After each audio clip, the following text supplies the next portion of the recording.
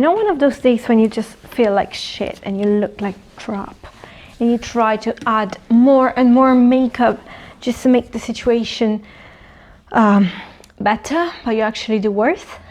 Hello beautiful people, welcome back to my channel.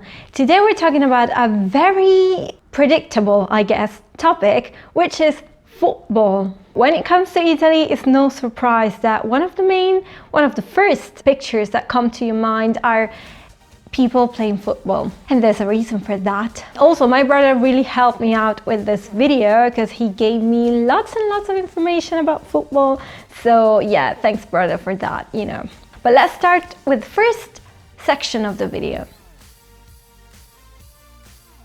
In Rome, we have two main football teams. So if you know anyone from Rome and you know that they are into football, you probably know that they are fan of one of these two teams. SS Lazio, which stands for Società Sportiva Lazio, and AS Roma, which stands for Associazione Sportiva Roma. There is no surprise that, being from the same city, there is an historical rivalry between these two teams, and each of these is trying to improve itself more and more in order to gain, you know, to be at the first place in the championship. So if you see me looking down, it's because I'm looking at the numbers, because I obviously don't remember them. So the estimated price right now of the Roma players in total is 400 million euros. 400 million euros. While the price of the Lazio players in total is a bit less, it's about a bit more actually than 300 millions of euros again. Speaking about players, the most valuable in terms of like economic value player of the Roma team is Zaniolo, and his estimated cost is about 60 millions. I wish I was worth 60 millions of euros, but even 600 euros, you know. Still, this is not the most valuable, I don't know if that's the right word, but like the most expensive player, because we have Milinkovic Savic, which is estimated to be worth 90 millions of euros. 90, yeah, 90, yes.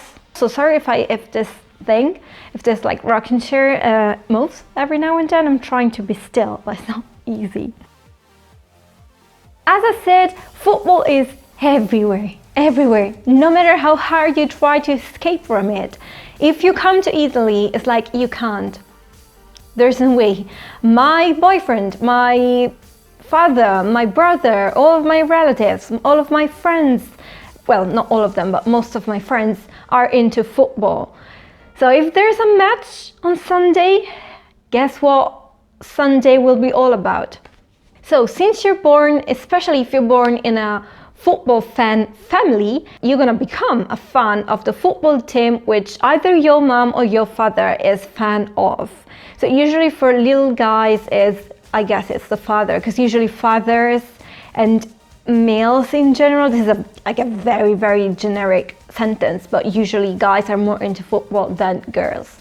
There are a lot of girls into football, unfortunately, but no, guys are usually more into football. So it's usually your father's team, the team that your father supports. And usually this team is from the city that you were born into, or that your parents were born into and that they're from, you know. So if you're from Rome, you will be most likely a supporter of Roma or Lazio. If you're from Milan, you're gonna be a supporter of Milan. One of the reasons why everyone loves it so much is that it helps you feel part of something bigger, of a community. You know, it's always nice when you go somewhere and you meet someone that is a supporter of your same team, because you have something in common. It's kind of like, you know, music tastes or sports. It's always a connection that you feel with another person that has the same interests as you. It makes sense at the end. I just wish that people weren't so obsessive about that. Speaking of that, sometimes, as my brother said, like with religions, there can be extremists. So sometimes what happens, as in, many countries happen too, unfortunately, is that after a match, the extremist supporters of one of the teams, usually it can be the one that loses, but it can also be the one that wins. They usually are so enraged and frustrated that they act like vandals, and they can be dangerous because they can throw stuff, and they can break stuff, and they can even hurt you, sometimes not on purpose, but sometimes on purpose, especially if you're wearing pieces of clothing that explicitly identifies you with being the other team's supporter. If you're in Italy, and if you're going to the arena or to the Stadio, as we call it, to watch a football match, just make sure you do your research and make sure that the match that you're gonna watch is a calm one, and there are no harsh feelings between the supporters of the two teams. Also, can we please mention that traffic gets insane when there is a football match in Rome. It's like the whole part of Rome where the Stadio Olimpico is completely paralyzed. God, you cannot even go there. Every kid loves to mimic what adults do. So when you grow up with your father going to play football on Sunday afternoons with their friends, or if you grow up watching football teams, watching football matches with your father, you will be most likely willing to do soccer or football as a sport. So instead of doing, swimming classes or music classes, what little kids often want to do here in Italy is football. So you'll find that there are lots and lots of football schools, I guess, or places that just offer football classes, because it's a very common sport here.